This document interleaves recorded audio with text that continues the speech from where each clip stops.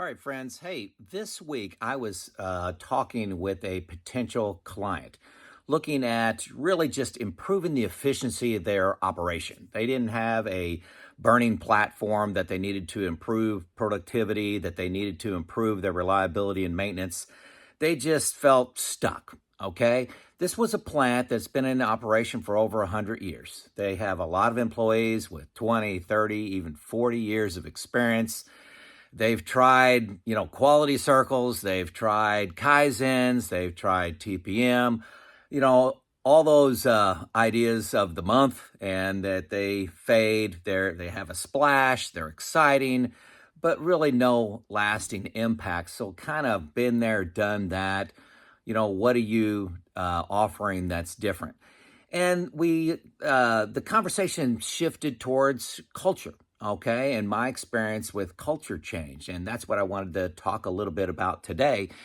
And I've got a model here behind me that is not the one I'm going to talk about, okay? Culture change at top. ADKAR is a very popular change management, culture change tool. That's not bad, but it's a little complex and a little overwhelming to people.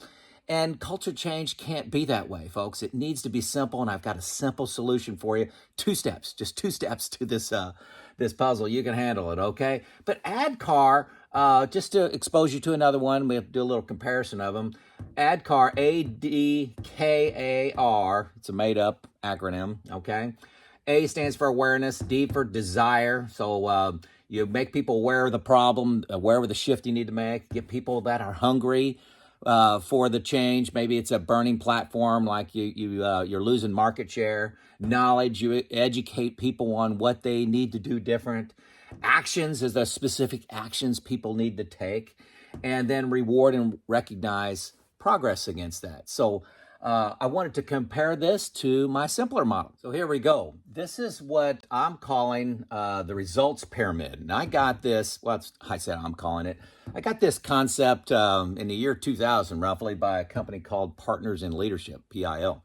But very simple of understanding how culture change happens, how it works, how to tweak it, okay? So I love this model, and people seem to really gravitate to it when I show them.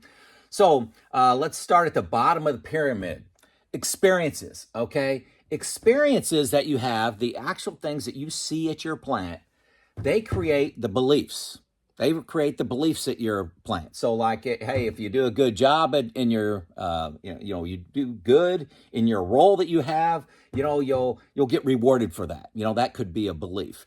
So experiences lead to beliefs, which lead to actions. So the actions that you take come from the beliefs that you think are true in your culture. Does that make sense? Okay. And those actions lead to results. So very simple model here. The experiences, the real life at your plant leads to the beliefs of that everybody has at your plant, lead to the actions that we take, right? The actions that we take tomorrow are based on our beliefs, then those actions lead to results. So step one of my change model is to create new experiences. And here's a phrase I'd like for you to repeat. Cultures change one experience at a time. All you need to do to change your entire culture here, which is, your beliefs, your actions, and results, is create new experiences. New experiences like creating a go and see culture. This is probably the first thing I would do, is go and see. This can be a requirement.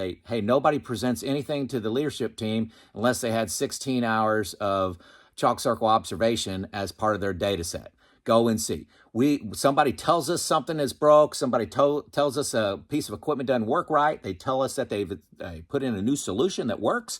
We get up out of their offices, we put on our hard hats, and we go out and talk to the people, and see real time what's going on. So go and see. You put in place a kit stager. You put in place a lube focus. Hey, folks, we got a lot of PMs. We're only getting 50% of them done. Let's make sure we get all of our lubes done, because 80% of our failures have a lube component to the root cause. Maybe it's a PM Kaizen that you do to get rid of Kaizens that have too many hours associated with them, too many resources assigned to them, or too frequent, or aren't based on failure mode, okay? All those things.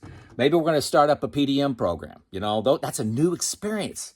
Problem solving structure. A lot of times people have ideas and they don't have a forum, they don't have a venue of where they can bring their ideas and fix it. So what's your structure? What is your not anybody can bring any idea. No, you have a structure. On Wednesdays at 1:00 we meet, we talk about this. We have this group that focuses on loop failures. That meets at, like I said, 1:00 on Wednesdays in this meeting. So these are all one-off experiences. So week 1, you do this go and see. Week 2, you do this kid or stager. Week 3, this loop focus. You create one experience at a time. Imagine 52 weeks from now if you have 52 one-off actions that you created, one-off experiences that are now changing people's beliefs, that are now changing actions and changing results. Now I'm going to add step 2 to this, okay? Step 2 is you got to connect the dots. This is the job of leadership, okay? The leadership needs to say, hey, folks, we took this action of go and see, okay? We believe it's going to change the actions that we take, okay? Because we've got to go and see, we understand a problem better, okay? The loop focus. Hey, why did we do that loop focus? We have loop focus because 80% of our past problems have a loop component to their root cause. We believe that's going to be the same going forward. So we're taking this action of having our loop PMs. We're going to complete 100% of those, and we're going to track that every single month.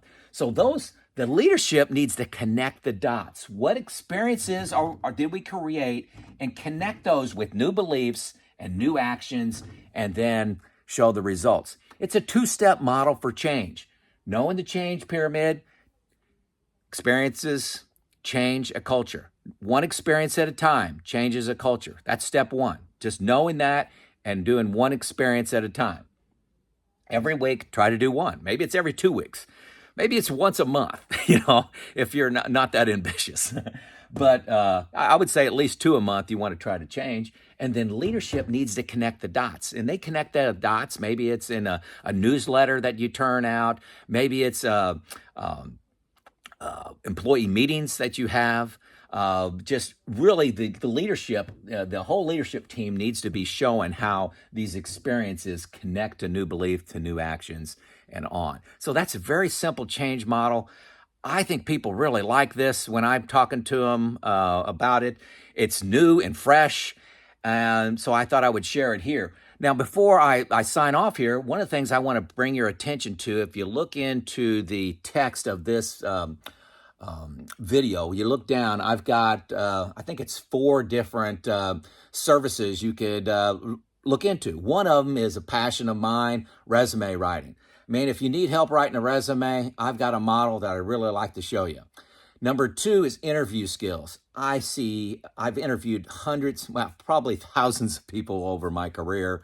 And most people interview very poorly, folks. And I'm on a personal mission to improve how people interview.